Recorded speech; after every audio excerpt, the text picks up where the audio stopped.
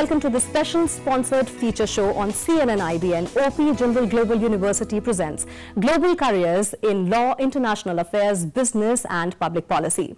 Globalization, liberalization and an open economy have made it possible today to work with the rest of the world as a global citizen with a global career. However, a sound education, exposure and highly developed skills are what will give you an edge to have a fantastic professional career internationally. Focus of the show today: what is a global career and how can you have one? We live in a globalized world, a world where everything we see, learn or experience connects us to something or someone halfway across the world.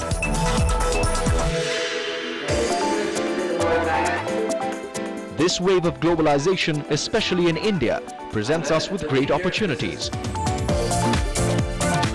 and a wider access to knowledge, but also poses a far greater challenge of understanding other cultures, traditions and characteristics that influence other societies. To address this challenge, educational institutions in India are increasingly turning to a system of education that not only focuses on following the best education practices, but also stresses on providing a global experience by discussing problems of global interest and nature. OP Jindal Global University is a multidisciplinary research-intensive university with 4 different schools: Jindal Global Law School, Jindal Global Business School, Jindal School of International Affairs and Jindal School of Government and Public Policy. OP Jindal Global University was established because of the philanthropic initiative and contribution of Mr. Naveen Jindal, who is its founding chancellor. To talk more about this, let me first welcome my panelists. I welcome you all. Let me start by introducing Professor Sanjeev S. Sahni, Professor Business School and Member Governing Body, OP Jindal Global University. Professor C. Rajkumar, Vice Chancellor, Jindal Global University and Dean, Law School, OP Jindal Global University. Professor R. Sudarshan, Dean, Jindal School of Government and Public Policy. And Professor Sriram Sundarchalya, Dean, Jindal School of International Affairs. I welcome you all. Professor Raj, let me first start with you. Global education, what does it mean? Well, the fundamental aspect of what we mean by global education is that we are recognizing that globalization has had a profound impact on all aspects of life, including education. At our university, what we do with regard to global education is that we have recognized that the nature of the curriculum, including courses, faculty, research, and all of which ought to have a global dimension. Now, this aspect of global dimension is essential for all disciplines, because increasingly the kind of impact that globalization has had on all these study areas as well as careers is affecting the way the entire framework of education ought to take place. Increasingly, Indian students are aspiring to work in global settings, and this doesn't mean that they have to work abroad. Even within India, they need to be conscious of the fact that globalization is affecting their work, and that is why it's important to integrate globalization within the context of education. Professor Sriram, what are the key disciplines that actually need an understanding from a global point of view, a global perspective? If you look at the legal profession, the way it's advanced, clearly there's so much transboundary activity going on. That's impossible to be knowledgeable only about one jurisdiction and to somehow pass muster. So it's the same with the other disciplines we have on offer in the university, be it public policy, international affairs, business certainly. All of them require people who are capable of crisscrossing the jurisdictions of individual countries, of understanding comparative perspectives, of being able to draw parallels and look at similarities and differences among the same phenomena occurring in different parts of the world at the same time. And that's how we are able to create this corpus of knowledge which will equip people to be outstanding and to shine in their careers across the world. Professor Sahni, a degree in business management remains the most sought for. What do you think needs to change in the way we teach our students today that they are able to work with a global perspective? Everyone in the B schools are talking about highly specialized courses. Whereas when a person after 5 years, 10 years reaches at the level of the senior level in the industry, in that way those people have to know about all other disciplines as well within the business school. So we have a generalized program and we train them on generalized management education. The second is I would say, a lack of innovation, because most of the B schools are basically adopting the curriculum from reputed B schools, whereas what is required in industry, we have to frame the curriculum accordingly. The third major problem what I've felt is that lack of research. Right. Now the global research as well as to give enough initiative to the research is not happening at the moment.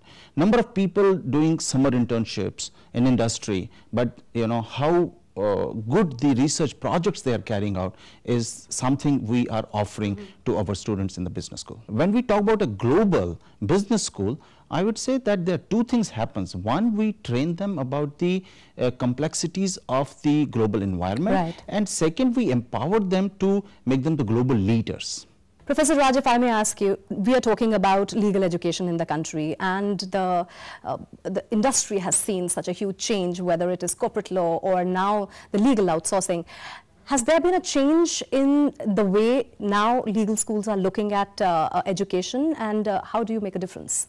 People who study law are no longer seeking only to become a practicing lawyer. The expanding nature of transactional work across multiple business settings as well as jurisdictions has provided a new opportunity for many law graduates to seek beyond what used to be the only option. And what advice would you give to students who are actually taking up law? Well, I think, in the Indian context, it's a fascinating career opportunity. I have always believed that, the history of our country was so intimately connected to the importance of lawyers. Mahatma Gandhi was a lawyer, Nehru was a lawyer, Sardar Patel was a lawyer, Ambedkar was a lawyer.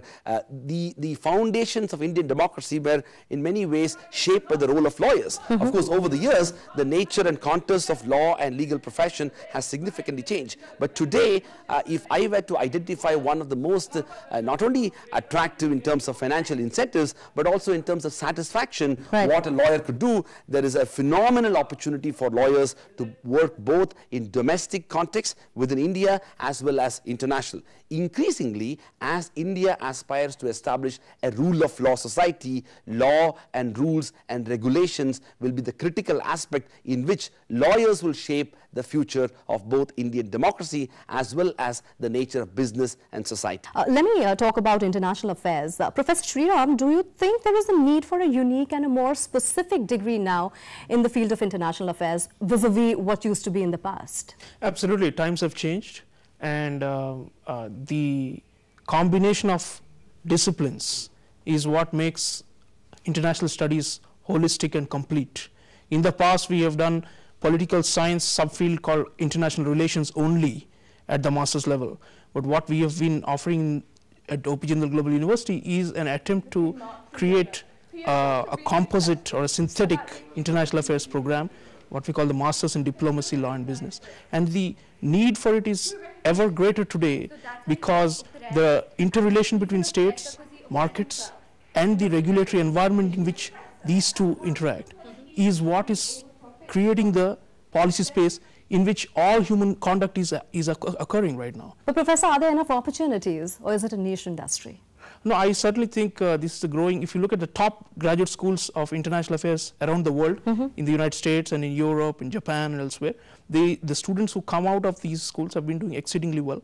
Our own students have been doing quite well in international non-governmental organizations, intergovernmental organizations, think tanks, in the field of peace and conflict resolution, human rights, humanitarian relief, international justice, just to throw around a few. I mean, there are so many immense opportunities if you have a broad-based interdisciplinary master's education in global affairs. If I raise a question on public policy, Professor Sudarshan, it was usually considered the domain of government and sarkari babus. But how has it changed in the past? And if someone's interested in this discipline, how do they go about it? What would you suggest? What are the aspects and opportunities available? And is education now different for this discipline? Yes, it is. It's very different now. The role of government is not what it used to be. The role of government is vital and important, which is why the school is called the School of Government and Public Policy, not to underestimate the importance of government. But what's happened is that earlier were a group of people who regarded themselves as public servants or civil servants. They felt that they were the custodians of the public interest, right, and the decisions they took are in the public interest by definition. But that's no longer the case. We now have a fantastic growth of the media. We have a number of non-governmental civil society organizations. So our democracy has become one where there are constant appraisals of performance, demands, rising expectations on the part of the public, and a greater need for understanding the implications of what is a good policy decision and what is a bad policy decision. So how do you train students in deciding that? What is the kind of maturity do you expect from them once they finish the course? The entire point of the education is not whether they remember certain facts and can recite what the population of India is or what its poverty rate is, but to cultivate the art of making practical judgment. In order to do that, you need to be able to differentiate analysis that is sound and analysis that is bogus. In order to be able to do that, you need to have some thorough grounding and grasp of some essential disciplines. So it's really training in methods, in making judgments. So, you know, in a way, education is what remains after you've forgotten all the facts and the equations that have been put on the blackboard. And what remains is an individual with a sense of professional integrity and ethics, because the whole outlook that we need to instill in students of public policy is the common weal, what is in the public interest as properly understood. And that means you need to have compassion, you need to have empathy, you need to understand how people live, what are their aspirations, right, because right. policy, public policy affects the lives of everyone. So on that note, I'll take a short break. But when we come back, we discuss the dynamics of this global education and how does it benefit India. Keep watching.